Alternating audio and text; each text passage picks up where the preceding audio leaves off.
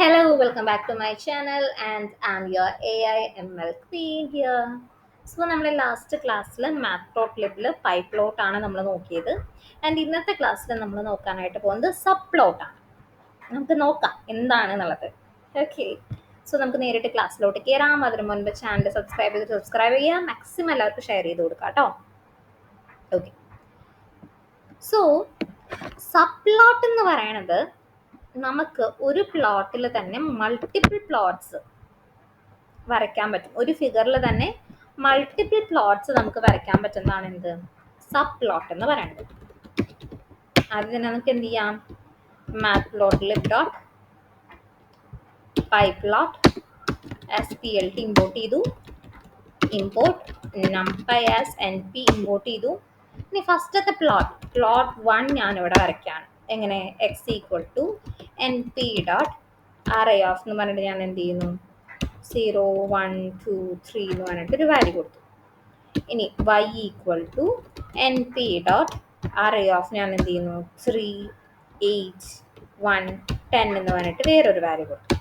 Okay, ഇനി ഞാൻ എന്ത് ചെയ്യുന്നു plt dot sub plot of ഞാനിവിടെ 1 2 1 എന്ന് കൊടുക്കും.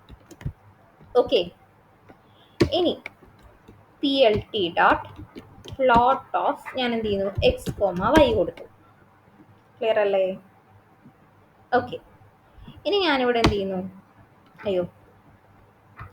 ഇനി ഞാൻ രണ്ടാമത്തെ പ്ലോട്ട് വരയ്ക്കണം, പ്ലോട്ട് 2. ഇതിലും അത് ഞാൻ എന്ത് ചെയ്യുന്നു, ഞാനൊന്ന് കോപ്പി പേസ്റ്റ് ചെയ്യട്ടെ കേട്ടോ. വാല്യൂ ചേഞ്ച് ചെയ്താൽ പോരെ, 0 1 2 3 തന്നെ വരുന്നോട്ടെ. ഇതിൽ നമുക്കിപ്പോൾ ഇവിടെ ആണെങ്കിൽ 10 20 30 40 എന്ന് പറഞ്ഞിട്ട് വാല്യൂ ഞാൻ കൊടുത്തു.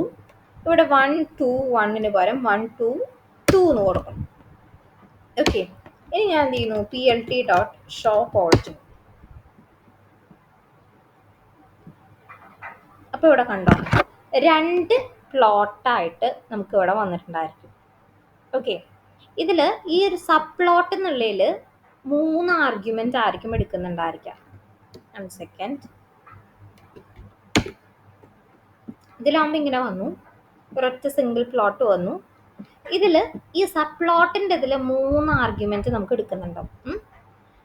ഫസ്റ്റത്തെ ഫിഗറിൽ ഈ സബ് പ്ലോട്ട് ഈ 1 2 1 എന്ന് കൊടുത്തതിൽ ഫസ്റ്റ് എടുത്ത് നോക്കുന്ന ആർഗ്യുമെന്റ് എന്ന് പറയുന്നത് ഈ 1 എന്നുള്ളത് റോയും 2 എന്നുള്ളത് കോളവും ആൻഡ് ഈ 1 എന്ന് കൊടുത്തുകൊണ്ട് ഇതാണ് ഫസ്റ്റത്തെ പ്ലോട്ട് വേണ്ടത് എന്നാണ് റെപ്രസെന്റ് ചെയ്യുന്നത്.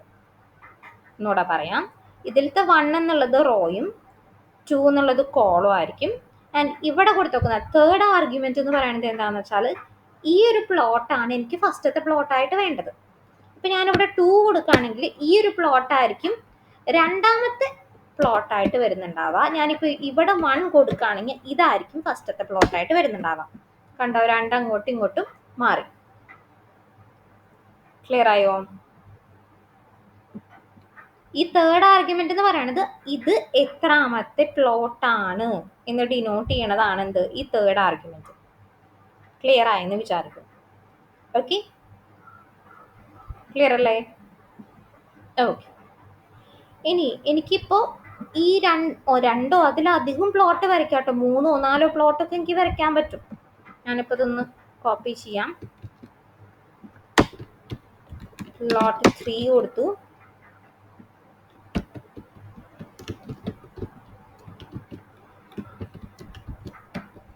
ഓക്കെ, ഇതെനിക്കിപ്പോൾ വേണ്ടത് 3ാമത്തെ പ്ലോട്ടായിട്ടാണ് വേണ്ടത് എന്ന് ഞാൻ പറഞ്ഞു കൊടുത്ത് എന്തുണ്ടാവും, എവിടെയോ എറർ വന്നിട്ടുണ്ട്. വെയിറ്റ് ചെയ്യട്ടോ,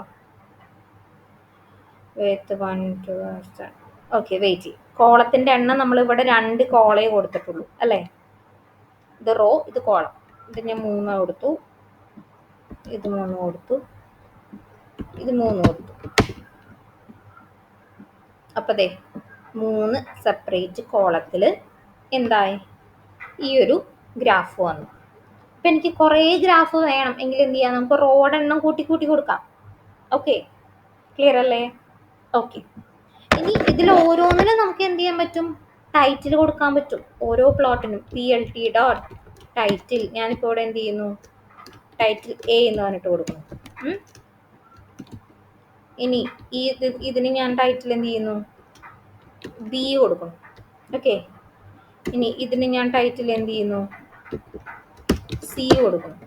അപ്പോൾ ഓരോ പ്ലോട്ടിനും എനിക്ക് ഇവിടെ എ ബി സി കണ്ടോ, ഞാൻ കൊടുക്കുന്നതിനനുസരിച്ചിട്ട് വ്യത്യാസം വന്നു. ഫസ്റ്റത്തെ കൊടുത്തോണ്ട് എ കൊടുത്തു നോക്കുന്നത്, പക്ഷെ അതിന്റെ പൊസിഷൻ ഞാൻ കൊടുത്തത് എന്താ, സെക്കൻഡ് പ്ലോട്ടായിട്ട് വരണം എന്നാണ് കൊടുത്തു നോക്കുന്നത്. അതുകൊണ്ടാണ് എന്ത് ചെയ്തത്, സെക്കൻഡ് പ്ലോട്ടിൽ എ എന്നുള്ളത് വന്നത്. ഓക്കെ, ക്ലിയർ അല്ലേ? ഇനി ഇതിപ്പോൾ ഓരോ ഗ്രാഫിനായിട്ടാണ്, ഓരോ പ്ലോട്ടിനായിട്ടാണ് ടൈറ്റിൽ വന്ന് നോക്കുന്നത്. എനിക്കിപ്പോൾ ഈ മൂന്നെണ്ണത്തിന് കൂടിയിട്ട് ഒരു വലിയൊരു ടൈറ്റിൽ വേണം, ഈ എൻറ്റയർ ഫിഗറിന് വേണ്ടിയിട്ട് ഒരു ടൈറ്റിൽ വേണം. അതിനായിട്ട് നമ്മൾ യൂസ് ചെയ്യുന്ന ഫംഗ്ഷനാണ് PLT.subTitle. സൂപ്പർ ടൈറ്റിൽ എന്ന് പറയില്ലേ, അതുപോലെ സൂപ്പർ ടൈറ്റിൽ. കണ്ടോ, ഏറ്റവും മുകളിലായിട്ട് എല്ലാത്തിനും കൂടിയിട്ടുള്ള ഒരു ടൈറ്റിലായിട്ട് അവിടെ വന്നു. ക്ലിയർ അല്ലേ? സബ് പ്ലോട്ട് എന്നുള്ളൊരു കൺസെപ്റ്റ് ക്ലിയർ അല്ലേ? അപ്പം നിങ്ങൾ എന്താ ചെയ്യേണ്ടതെന്ന് വെച്ചാൽ ഒരു 9 സബ് പ്ലോട്ട് വരണത് ചെയ്ത് നോക്ക്. 9 എന്ന് പറയുമ്പോൾ 3 റോയും 3 കോളവും വരുന്നുണ്ടായിരിക്കും. ഓക്കെ, 3 റോയും 3 കോളവും വരുന്നുണ്ട്. അപ്പം അതിനെങ്ങനെ നമുക്ക് ഈ ഒരു സബ് പ്ലോട്ട് ക്രിയേറ്റ് ചെയ്യാന്നുള്ളത് ഒന്ന് ചെയ്ത് നോക്കാം. ഓക്കെ.